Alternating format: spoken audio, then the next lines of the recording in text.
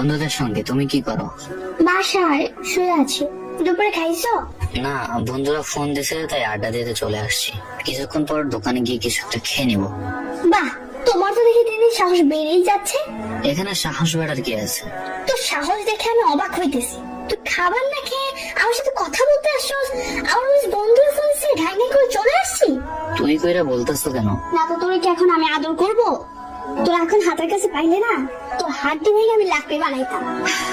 বুঝছি তোমার চেতার কারণটা আসলে কি, কিন্তু খাবারের জন্য এখন আবার বাসায় যাবো? হ্যাঁ, প্রয়োজন হলে তাই যা। 40 মিনিট টাইম দিছি, খেয়ে মেসেজ দিবি। এর আগে তুই মরে গেল আমি মেসেজ দিব না। বাই। তুমি আছো? খাবার শেষ। সত্যি খাবার খেয়েছো? মিথ্যা বলার ইচ্ছাও নাই, জল্লাদ জিফের বকা শোনার ইচ্ছাও নাই। বদমাইশ একটা, যেটা বলার জন্য বিশেষ করে অপেক্ষা করতেছিলাম। বলো। তুমি তো খবর রাখো না, কলেজ থেকে চট্টগ্রাম ভ্রমণে যাওয়া হচ্ছে, এবার খবর রাখো কিছু? আমি শুনেছি, সব বলেছে আমারে। সত্যি বলতে সেখানে যেতে প্রায় 3-4 হাজার টাকা খরচ হবে। আমার কাছে বর্তমানে কোনো টাকা নেই।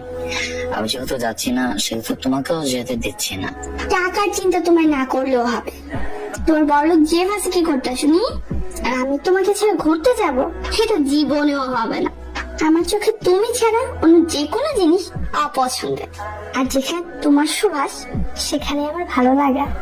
27 তারিখ যাবে, রেডি থেকো। আর তোমার সাথে বিকেলে দেখা করবো, আসলে ফুচকাও খাবো আর টাকা দিব, কেমন? লোভ দেখাচ্ছ? আরে আল্লাহ, তুমি আমার জামাই।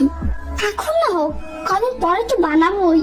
এখন তোমার এই অবস্থা, এটা সারা জীবনের জন্য না, আজ হোক কিংবা কাল। আমার প্রতিটা আপডেট পূরণ করার জন্য তুমি নিজে সবটুকু দিয়ে চেষ্টা করবে।